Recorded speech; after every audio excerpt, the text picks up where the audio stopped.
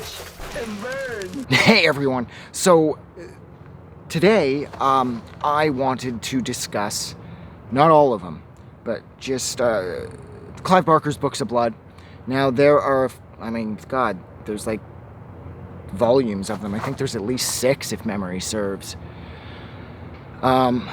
These have had such a massive impact on pop culture. The stories, in this collection have had such a massive impact on pop culture, as well as having a really big impact on me. A couple of these stories have stayed with me since I read them for the first time back when I was like, I was in grade 7 or grade 8 when I picked up, I think it was volumes 4 through 6. It was the one with the dude on the cover where he had like those, I don't know what it was exactly, these sort of like wooden things being shoved through his body, and it looks like he's like on some type of slab or something as they're being pushed through him. I think that was volumes 4 through 6, I think. That was my favorite cover, and I absolutely loved the font that was used for the Books of Blood, and it was so scary and shit when I was in, I was young. I was like grade 6 or grade 7 when I didn't buy this, sorry. I borrowed this from the main branch of the Pickering Public Library. Just based on the cover, which you are never supposed to judge a book by its cover. But I did, and rightfully so.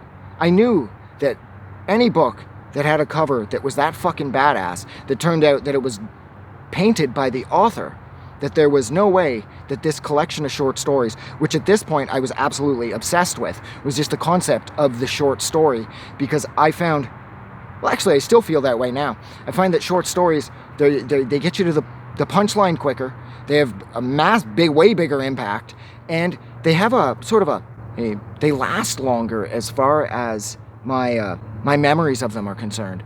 Like, I've read some excellent novels in my life. I mean, I'm not even sure where to begin or how to frame that, but from, Johnny Got His Gun to Exquisite Corpse to Stephen Dobbian's Church of Dead Girls. I loved that when I was younger. And, there's so many books that have come and gone. Fight Club was like the easiest book I've ever read. What I've always found, though, is with short horror fiction that these stories tend to stick like glue. And there's a handful of stories from Clive Barker's Books of Blood that are that couldn't be more true of, like, these stories, in addition to being incredibly important as far as the history of pop culture is concerned. But there's a couple of them that have just stayed with me forever. And the books, the short stories that I'm going to attempt to discuss quickly is The Midnight Meat Train. Of course, that was made into the movie starring Vinnie Jones, about the guy that's slaughtering people on the subways in order to feed the gods who live under the subways in New York, who run the world. And of course he can't talk because one of them ripped his tongue out as sort of a snack, and I imagine to keep him quiet. So that was turned into a movie, In the Hills, the Cities. This is one of the stories. I think the first one I read was The Body Politic, but this one, In the Hills, the Cities, this is nuts. Like, this has freaked me out since I was a kid. So what it's about is these 2 towns, they go to war with each other as part of sort of a festival that they have, where the townspeople will strap on these sort of leather get-ups and attach themselves to each other, creating these stories tall sort of warriors made of us, people. And they have these massive forged weapons stored somewhere because, the one city's weapon it's like 30 meters long, and it weighs like, 50,000 pounds or something. And it's wielded by the townspeople who are all strapped together in this massive sort of concoction of flesh and leather that, like I said, create these 2 massive people who the 2 cities will come together and war. And as each giant person thing is hit, wherever they're hit, that's people that are being knocked off and torn up and thrown to the ground, stories below. So I was never able to really, that freaked me out when I was a kid, because, like I said, the concept of these two cities coming together to create these two massive warriors built out of themselves. It's just so like classic Clive Barker. So that one stayed with me. What else is here? Dread was cool. The guy that's like sort of kidnapping people in order to torture them, in order to get them over the thing that they fear. He ends up feeding this vegan chick spoiled meat, and it gets to the point where she's so hungry that she eats it, so he considers that like a success. And it was a little freaky too. What else? The Hell's Event, the one about the race. I always thought this is so strange that it's if Hell's runner wins the race, Satan will run the world. And the human runner that's involved in this race puts this together, and he's able to sort of subvert what the devil is attempting to do, and he wins the race, staving off Satan's control of the world until the next hell event, the next hell marathon or whatever. That was clever as well. What else is on here? Rawhead Rex, of course, the movie was based off the short story from the Books of Blood. I never loved the movie. I don't love the story either. It's kind of more of a simple setup, and I like Clive Barker's short fiction when it gets a little more twisty and turn involved, where you don't know what's going to happen next, much like in The Hills, The Cities, for example. And of course, the first one that I read was The Body Politic. Now this, in addition to being really entertaining, it's also terrifying. And what it's about is our hands sort of develop their own consciousness. And while we're sleeping, they communicate through touch, like they're doing this while we're asleep, and they're putting together how to separate themselves from our bodies in order for all the hands of the world to come together and sort of wipe out people. And now, that is quite the image, because once humanity has lost their hands, and said hands are coming after the handless humans with the intention of killing them, I don't know what you'd do.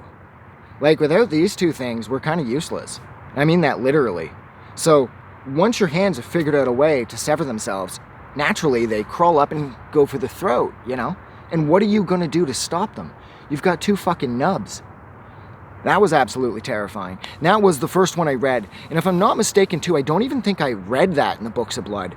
I had that in this other collection of short horror fiction. Stephen King was in there, Peter Straub was in there, Dean Koontz was in there, and Clive Barker was in there with The Body Politic.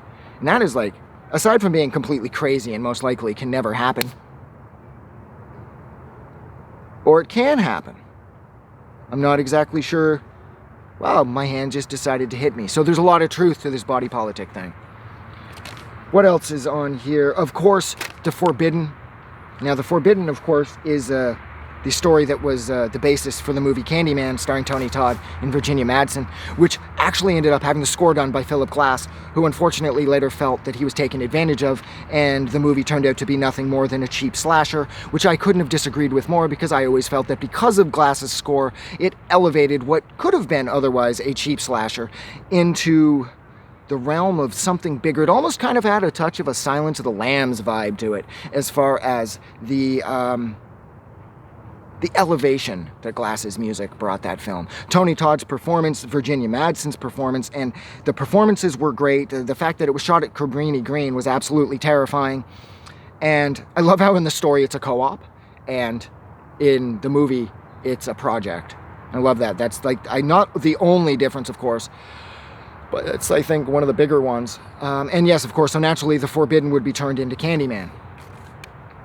And now, the most sort of, the scariest one on here for me was Babel's Children.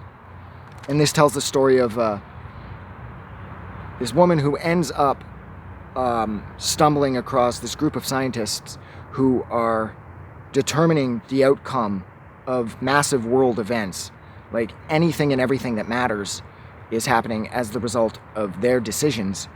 But what happens is it ends up devolving into sort of this egotistical game of just like an endless power play between the scientists, who seem to go mad. And they end up sort of betting on these frogs, or frogs, I'm pretty sure, on this board. And they're kind of, like I said, they're taking bets. If the frog goes left, we sink this country's economy. If the other frog goes right, there's going to be an earthquake, that type of shit. And whereas originally it used to be based on something more scientific. By the end, it's just an endless power play by these egotistical, power-hungry people who are, like I said, just betting kind of at random about these world events. Like, it's like, all right, dude, I got $20. It says the frog's going to go slightly to the right, so that means if it does, we've got to give Ebola to a bunch of people in whatever country this is in the world. That type of shit. So that was incredibly scary. And I do have to say that I always wondered if that was true. That if at the end of the day, if there's really just 5 old guys who run the world who are sort of taking bets with each other, like, they're throwing playing cards against a wall or some shit, baseball cards, and whoever gets closest, they decide where the next war is going to break out or where the next war is going to end or whatever. It's always freaked me out. But yeah, look, I'm going to go. So thank you so much for hanging out with me for, Jesus Christ, a little over 11 minutes while I discussed some of my favorite stories from the Clive Barker collection, The Books of Blood. I know nobody reads. That sucks because these stories are absolutely essential. But anyways, like always, if you like this review or whatever it was, don't forget to do something nice for somebody. But please, most importantly, don't forget that the world is a better place because you are in it. And everybody should start reading again. Dump this Audible bullshit.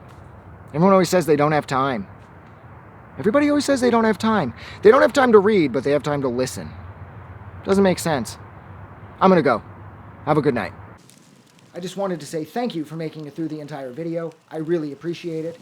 And I'm going to remind everyone one more time, even though I've probably already done this in the video that you just watched, to please click the like button as well as the subscribe button because it helps this channel grow. And thank you for hitting like and subscribe. And we will see you guys really soon.